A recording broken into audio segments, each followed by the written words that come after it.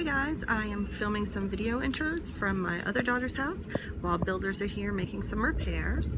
There's my grandpa. So this video is a sewing video. It's a tutorial on my most recent project, but unless you're an absolute beginner, you probably wouldn't even need a tutorial for this particular project. So if you're interested in seeing what it is, please keep watching.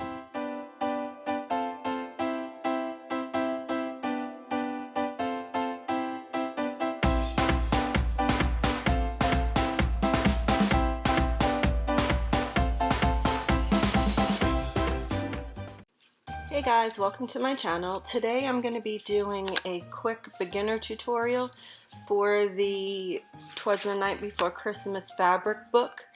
You may have seen Ella from No Catchy Name do a sped up version of assembling this book.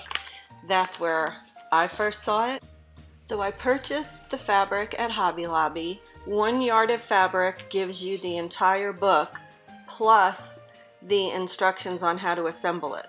The regular price was $7.99 a yard, and I got this in October, and I paid a sale price of $5.59 a yard, or for the section for the entire book. As you can see on the right hand side of the picture, the directions for assembling the book are included in your 1 yard of fabric, but I know sometimes it's helpful to have a visual tutorial along with the written words, especially if you've never really sewn a project before. So we'll go ahead and get started. I hadn't actually planned on doing this as a tutorial, so I did not take pictures or record me cutting out each individual book panel, but you'll see me cutting the batting for the book panel, and you would do it all the same way. And of course, if you have any questions, you could just leave them in the comment section. Of course, when you start any project, you want to have your materials on hand. I'll name each of the supplies as they appear in pictures. So what this called for was needle punch, fleece, or any kind of batting. I just used plain polyester batting. Of course, you don't want to iron that too hot or too much because it'll melt, so you could also use cotton batting. You can use fusible fleece, anything to just give it a little bit of fluff in between sections. So the 2 pages are printed on 1 panel so that you would fold it, and that would be the book signature. The cover panel is going to be a little bit larger than the other 2 inside panels. And then once you cut them out, you put them over the fleece. So you're going to have 6 book panels, and you're only going to need 3 pieces of fleece because each piece is going to be sandwiched between 2 book panels. So here I'm using my quilting ruler and a Fiskars rotary cutter. You can use scissors, but this is just neater and faster. Make sure you've got something beneath this that is suitable for cutting. I'm cutting on my sewing island, and so I've got a large self-healing cutting mat beneath the batting. Once I had all the batting cut out, I put the pages together in the order in which they were going to be assembled. Each set of paired pages is lying with the batting that fits those pages. When it comes time to pin everything together, keep in mind that you always want to put the right sides of the panels facing each other. So the way in which this works is, if you're working on your outside cover, the inside front, inside back cover goes face up, and then the outside front back cover goes face down. Now you can choose to pin here or wait until you add the batting and pin everything at one time. Now you'll see in the picture there's a spray bottle. I have trouble sometimes when I am sewing projects with batting. No matter what I do, the batting seems to move around. So for this project, I purchased June Taylor quilt basting spray, which allows you to baste the quilt layers. It secures it. You can use it with cotton or polyester. It can be left in or laundered out, and it's acid free. This is 10 ounces, and I believe it was $12 or somewhere between $8 and $12 at Walmart. I don't remember. So what you do is make sure you protect your surface that you're working on, and then you're going to spray this lightly over the side of the batting that you want to stick to the fabric, making sure to hold the spray can 10 to 12 inches away. I will say that I did protect my surface, but it still just fans out. It blew all over, and so I quickly wiped up my cutting mat with some 409, or you can use Fantastic, I'm sure, or whatever, but it did come off. It did not leave a sticky residue on my surface.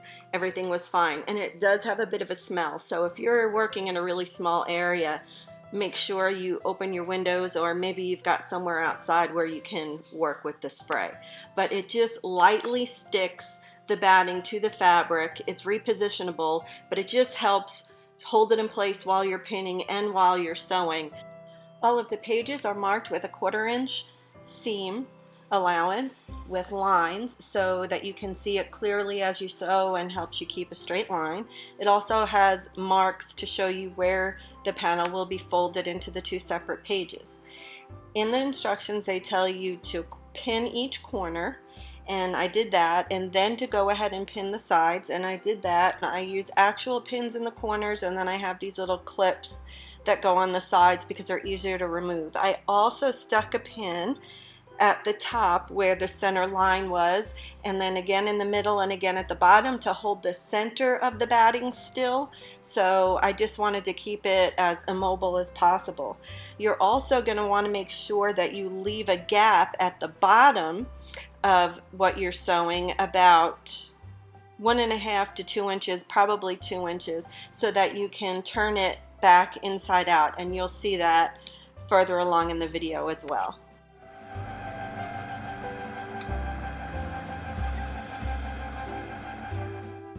This probably would have been better explained had I done it while I was actually sewing, but if you look at this picture, you'll see that I'm not going across horizontally with the line to sew the edges. It actually looks like I'm going from top to bottom, but what that is where the opening is for you to pull the pages inside out.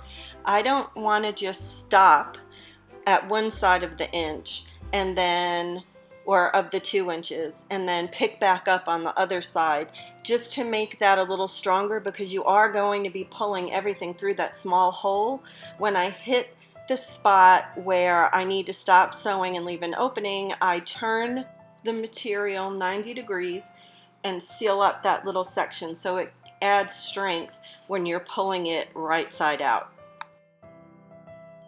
Another way to reinforce your stitches is by using the reverse stitch or back button if your machine is equipped with one. This is where it's located on mine. I have a Brother sewing machine, and what you'll do is at the beginning and the end of a series of stitches, you'll go back over a few stitches at each end to secure them, and you'll have a better chance of them not pulling out.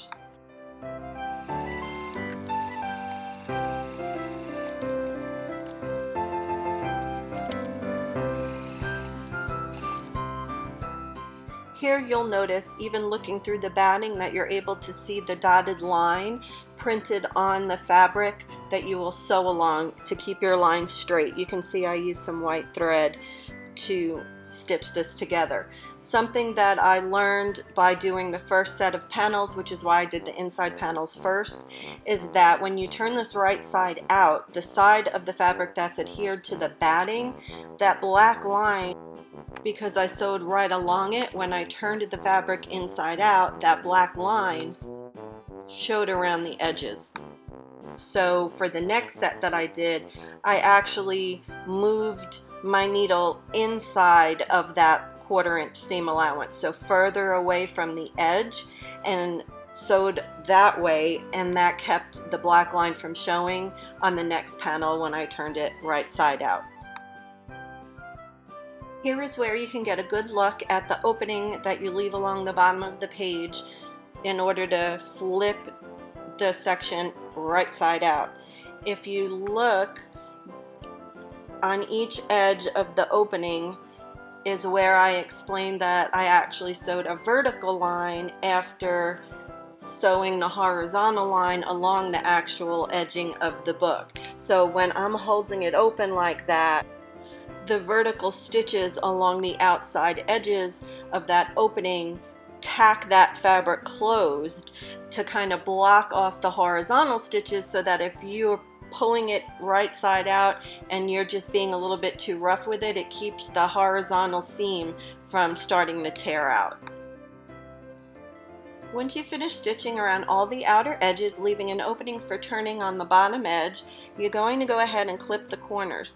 You want to be careful here that you don't catch any of your stitches in there because they'll unravel. Just clip as close as you can to your stitching without cutting into them. The reason for this is to keep the corners from becoming too bulky. Now it's time to turn your piece right side out. So stick your fingers into the opening and grab a piece of material and start pulling it through the opening. If you've grabbed the side that's got the batting adhered to it, make sure you grab the batting along with it and just gently pull it through the hole until it's right side out. Then you can use a chopstick, or if you have a stick that comes in your bag of stuffing or puffy batting that you would stuff a teddy bear with, use that to poke out the corners and make sure they're squared. And you can also use it to make sure your edges are all straight. Because it's a bigger piece and it's a smaller opening for your hand, it just helps to have a blunt object to make everything nice and neat. Here's how it will look when you have flipped it right side out, and you'll see the edges where the opening is kind of fold in on their own. So the next step is to go ahead and iron everything, and don't forget, if you're using polyester batting, you don't want to hold the iron on it for too long or use too hot of an iron, but you do want to make sure that you iron over the edges of the fabric where you left the opening, where they're turned in, so that everything's nice and straight, because you're going to need that for the next step. Now the pattern calls for using a whip stitch to close up the opening you left for turning. I didn't want to use that because that's a visible stitch. You can look that up if you aren't familiar with it. So I had intended on using an invisible ladder stitch, but I'm not great at it. It takes longer and I wasn't in the mood. So I decided to use the machine. If you'll notice in this picture though, you can see the black sewing lines that I was telling you how they show when you flip it inside out. So anyway, I chose to use a sewing machine and sew as close to the edge of the hem as I could, and tried to stay along a white dotted line so that my white thread would be that much more invisible. And as you can see, once you're done sewing, the seam for the opening really isn't that visible. That's why it's good to iron in a nice crisp fold at that part of the seam so that you get a neat edge when you sew it closed. There are some tools to help you with the sewing of that edge if you're not comfortable doing that yet, or if you're uncomfortable sewing over a straight pin, if you're afraid you'll hurt your sewing machine needle. So one of them is a fabric glue stick. You use that on the fabric just like you would use on paper. It will not harm the needle of your sewing machine or your fabric. The other one is a double stick seam tape. I don't have the packaging for this anymore, so I don't know exactly what it's called, but it's 1/4 of an inch wide, just like most seam allowances. You stick it down, peel off the backing, fold over the other edge of the fabric, and it holds it in place for you while you're sewing, and this won't hurt your machine's needle either. I got both of these on Amazon a long time ago. I don't remember what the price was, but they're a great tool in helping you keep things in place as you sew. For the next step of putting all the pages together, I changed my presser foot to a quilting foot or a walking foot, and what the difference is there are feed dogs on the bottom underneath the fabric on the sewing machine, and that pulls the fabric forward for you from the bottom. But when you have something thick or many layers, the top layers can just kind of get stuck and not move with the bottom because it's too thick. So the walking foot has feed dogs on the top as well. I chose to sew with the outside of the front and back covers facing up. So in order to make sure I sewed a straight line, I used a Clover chalk pen and a ruler to make that line that I'm going to sew over, and it just brushes off. You don't even have to launder it to get rid of it. So if you look closely, you can see there's like a metal wheel, and you just run this down the ruler and you have your sewing line. So here are my pages all in order, and I pinned down the center to hold them still. You'll see I also used some binder clips. I didn't want anything to shift on me, and you can see the chalk line I made, and that's sewing along it to make the binding to sew all the signatures together and hold the book closed. I chose to use green thread on the outside and white in the bobbin so that the thread was less noticeable on each side. Hopefully here you can see how smoothly the fabric is moving in the machine with there being feed dogs on the top and bottom of the fabric. Here you can see a little bit of the finished product, the cover and one or two of the pages inside. You might also notice there was a tag on the edge of the book that said Love Nona, and on the other side of the tag has the year 2019. I did this because I'm hoping this book becomes a cherished heirloom that not just my current granddaughter but all future grandchildren will enjoy. So in order to make that tag, I used June Taylor Sew-In Color Fast fabric sheets for inkjet printers. I got this off of Amazon, the value pack 10 sheets. It's $18.88 currently, and I know I did spend more than I would have liked on it too, but they're actually pretty awesome because they're fabric, and I even made labels for the items I sell in my Etsy shop, and they tell you on the back what to do in order to make them so that they won't wash off if you put them in the laundry. I mean, it becomes permanent, and it's great. So what I did was I just used a Micron pen. It's a permanent archival ink marker type pen, and signed Love Nona and wrote the date on the back, and then followed the same steps that I would have had I printed it from the printer, and it worked great. I hope those of you who decide you want to try this project and prefer to have some visual tutorials along with the printed instructions find this helpful. I know there are a couple of shots that I should have taken that I didn't, but like I said in the beginning, I hadn't originally planned on making it a tutorial. I just thought of it as I was going along. So thank you so much for watching. If you're a subscriber, thank you for subscribing. If you're not, I ask that you would consider subscribing, hit the notification bell, and please give this video a thumbs up. Until next time, ciao.